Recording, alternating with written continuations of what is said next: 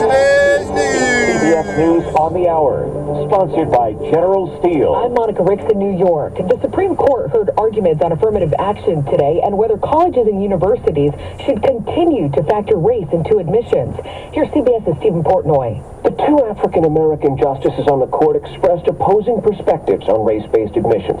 Liberal Justice Ketanji Brown Jackson said there's a reason students of color volunteer their race on their applications. They're saying that race matters to me. Clarence Thomas spoke of how he went to schools that were not racially diverse, and he pressed the lawyer for UNC to explain why race should matter. Tell me what the educational benefits are. A pair of cases call into question decades of precedent, allowing race as one factor for schools to consider.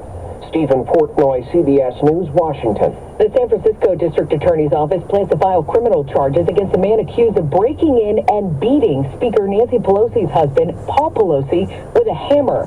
CBS's Jeff Pegues. We're being told that there is a good chance that this suspect will face federal charges in addition to the slew of state charges he's facing right now. He is expected to be arraigned tomorrow. The race for a U.S. Senate seat is tightening up now in Pennsylvania. CBS's Robert Costas tracking the candidates. Dr. Mehmet Oz is saying he is someone very much in the line of Senator Pat Toomey, the Republican who's retiring from the Senate seat here in Pennsylvania. It shows that Oz is not necessarily running hard as a Trump candidate in this final lap of the midterms, but is trying to coordinate his campaign more to sound like a traditional Pennsylvania Pat Toomey type Republican. Oz is running against Democrat Paul Fetterman. A big election victory in Brazil this weekend where Luiz Inácio Lula da Silva won a very divisive presidential race. He spoke through an interpreter on the BBC.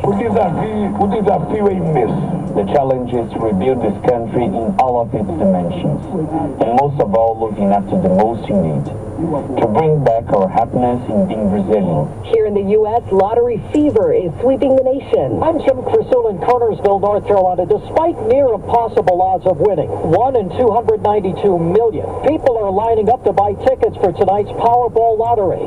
What would these people do if they win the $1 billion prize? Get excited because it's going to answer a lot of problems they got to have. A lot of good things, put it that way. I'll go crazy and do something extremely stupid. Go to Vegas.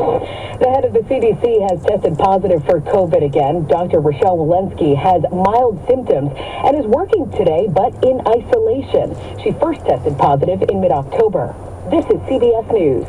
Well, that's today's news. Today's news.